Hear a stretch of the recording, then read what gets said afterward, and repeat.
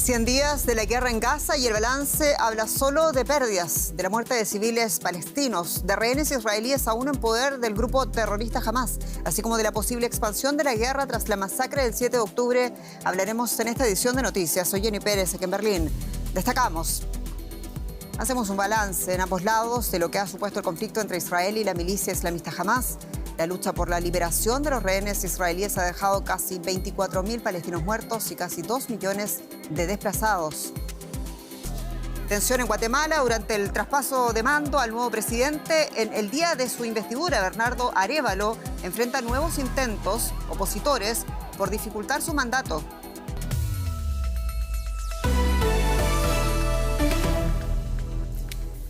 Hoy se cumplen 100 días de la guerra en la Franja de Gaza, después de que Hamas lanzara un ataque terrorista el 7 de octubre, Israel respondiera con bombardeos aéreos y una invasión terrestre en el enclave palestino. Desde entonces, el balance ha sido devastador. Alrededor de 1.200 personas, entre ellas 520 soldados israelíes, han muerto en el lado israelí, la mayoría aquel primer día en que se convierte el 7 de octubre en la jornada más mortífera desde la fundación del Estado judío. En Gaza, más de 24.000 personas han muerto desde entonces, lo que representa un 1% de la población del enclave, según el Ministerio de Salud gazatí controlado por Hamas. Otras 60.300 personas han resultado heridas, según datos de esta fuente. Israel asegura haber matado 7.000 milicianos de Hamas. Según la ONU, otros 300 palestinos han muerto en Cisjordania.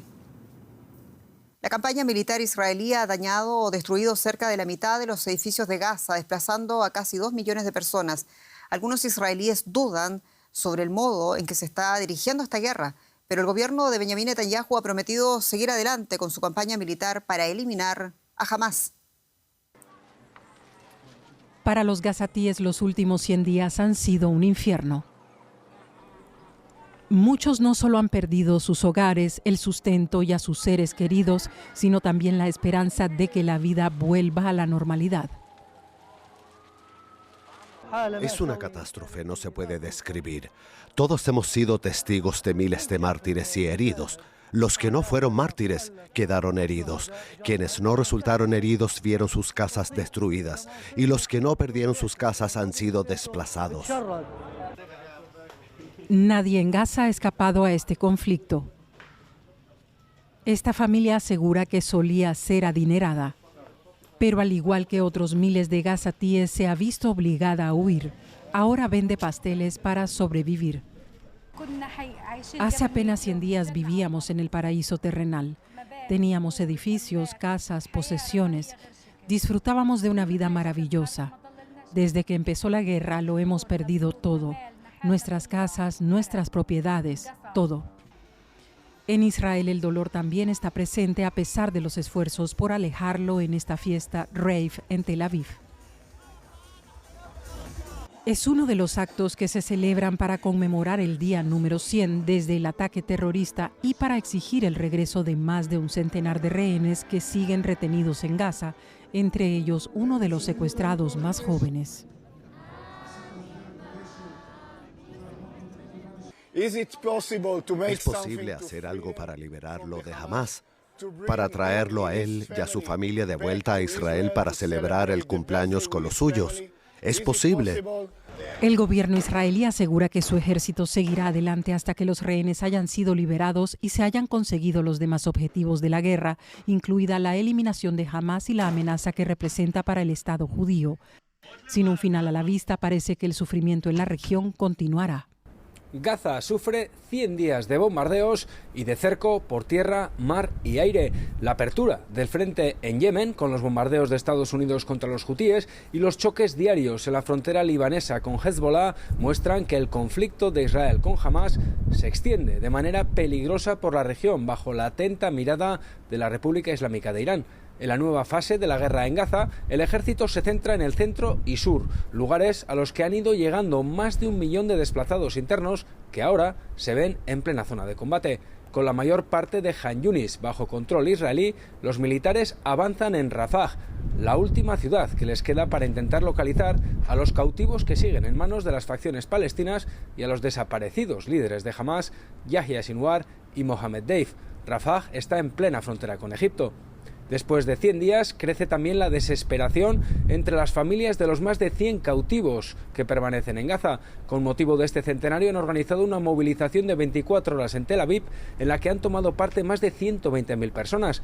Las familias insisten en que se acaba el tiempo para sacarles con vida de la franja y expresan su intensa frustración con el gobierno de Benjamin Netanyahu, la persona a la que muchos culpan en Israel del colosal error de seguridad del 7 de octubre. En el día del traspaso de gobierno en Guatemala se produce otro intento para obstaculizar la gestión del nuevo presidente Bernardo Arévalo. La Corte Constitucional suspendió esta tarde al partido político del mandatario, al Movimiento Semilla, dejando sin efecto la jura por ahora que sus congresistas y los otros legisladores electos debían haber hecho ya en el Congreso de la República. La inhabilitación impide a los congresistas de Semilla ocupar puestos en la junta directiva de esa entidad. Y esa instancia es crucial para el traspaso del poder y para la jura del presidente de la Nación. A esta hora ni han jurado los congresistas ni el presidente electo de Guatemala. En medio de la polémica hay tensión naturalmente en torno a la investidura del presidente y la conformación del futuro inmediato Congreso Nacional. El presidente ha salido a declarar que será investido. Ampliamos ahora mismo las novedades con Nicole Riz, enviada especial de Deutsche Welle a la ciudad de Guatemala. Nicole, saludos. Toda esta historia parte con la suspensión esta tarde del movimiento Semilla, dejando así al presidente sin bancada. ¿Qué más se ha sabido de todo este movimiento que retrasa peligrosamente la investidura del presidente Arévalo? Jenny, yo estoy aquí en el espacio cultural en el que debería tomar posesión a Bernardo Arévalo. Hasta ahora este proceso todavía no ha comenzado debido a los retrasos. Una razón más por la cual se ha retrasado todo y se sigue retrasando es de hecho que el gobierno saliente no le ha dado las credenciales al nuevo gobierno. Eso es un proceso importante antes de la toma de posesión para que el nuevo gobierno pueda comenzar, pero en estos instantes recibimos la noticia que se retoma en estos momentos la comisión de acreditación en el Congreso, esto después de horas de este retraso. Sin embargo, parece que delante del Congreso los manifestantes que se han acumulado allí sí están tensando la situación porque están empezando y intentando a romper el anillo de seguridad. Vamos a seguir a esta situación muy de cerca, al menos en las medidas posibles, porque yo estoy aquí en el sitio de inauguración. Lo que sí también te puedo confirmar es que a lo largo de los últimos 10 minutos aquí frecuentemente están pasando carros grandes y pequeños. Creo que son personas que posiblemente quieren tomar parte en la inauguración. Todavía no tenemos la confirmación para esto, pero podría ser que quizás en unas horas sí hay un nuevo presidente aquí en Guatemala. Y a todo esto el presidente Arévalo ha prometido luchar una vez más por todas contra lo que llamó brutal corrupción de Guatemala. ¿Cuáles son las medidas que tanto inquietan a la oposición? Naturalmente, lo que ya había dicho de antes, y por eso también se le ha llamado el candidato anticorrupción, ya tiene pensado unas medidas. Entre otras cosas, por ejemplo, se dio a conocer un conjunto de 10 medidas de lucha contra la corrupción, entre ellas la creación de un gabinete especial y también quizás la muerte civil de los condenados por corrupción. Entonces, una vez que tome cargo, eso va a ser una gran tarea porque Arévalo está enfrentando no solo un gran establishment político que está en contra de él, lo hemos visto en los últimos meses, tampoco tiene la mayoría en el Congreso, entonces decisiones tomarlas va a ser difícil. En una entrevista que me ha dado ayer, sin embargo, pues una primera acción ya la tiene clara.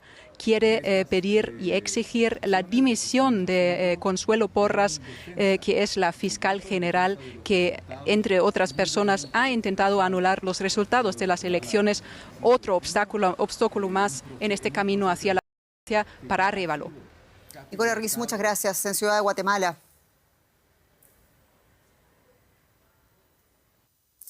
Cambiamos de asunto, hablamos ahora de Ecuador, porque allí fueron liberados todos los guardias y los funcionarios penitenciarios retenidos en 7 cárceles del país en una operación conjunta de la policía y del ejército ecuatoriano.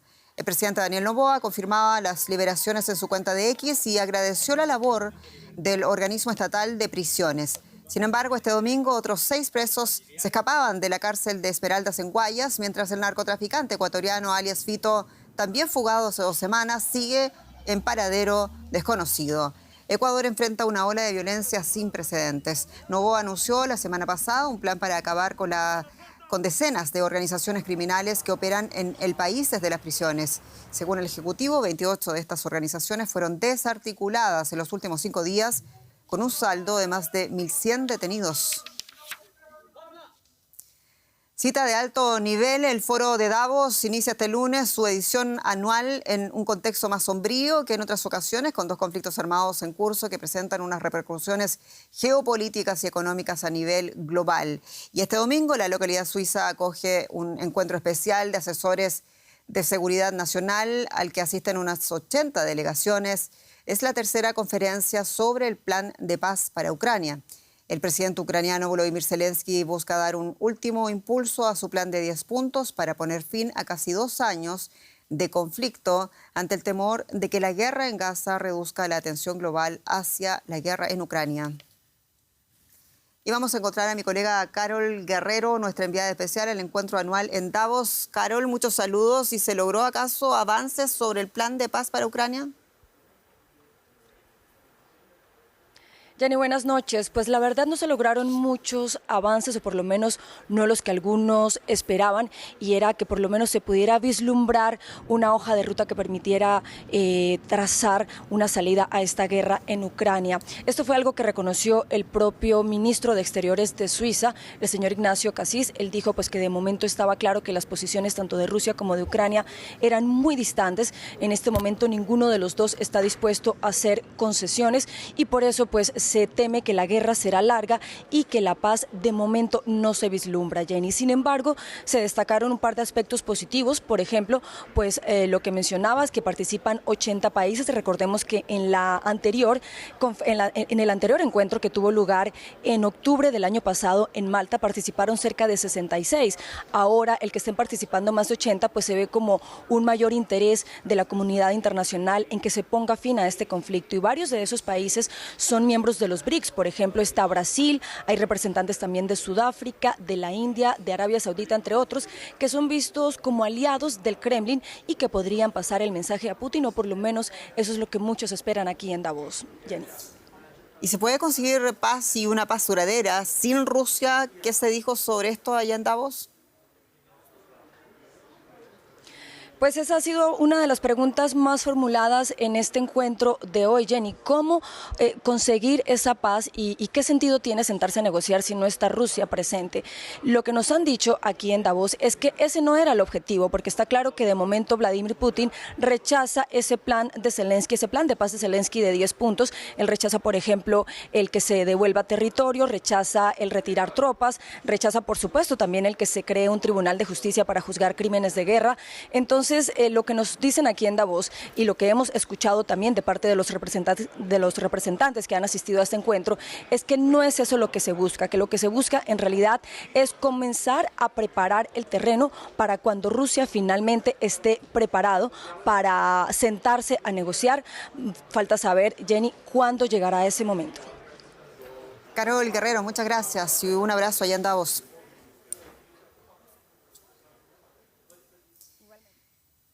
En Dinamarca, el rey Federico X accedió este domingo al trono tras la abdicación de su madre, la reina Margarita II. Miles de personas acudieron a la capital, a Copenhague, para ver cómo la primera ministra de Dinamarca proclamaba rey a Federico X desde el balcón de la sede del Parlamento Nacional. El nuevo monarca llega al trono después de la histórica abdicación de su madre, un hecho que no se veía en el país hacía 900 años. Dinamarca cuenta ahora con 2 reinas, Margarita, que mantiene su título, y la esposa de Federico X, nacida en Australia, que hoy se ha convertido en la reina Mary. Y aquí nos despedimos. Como siempre, muchas gracias por su sintonía. Somos Deutsche Welle. Hasta pronto.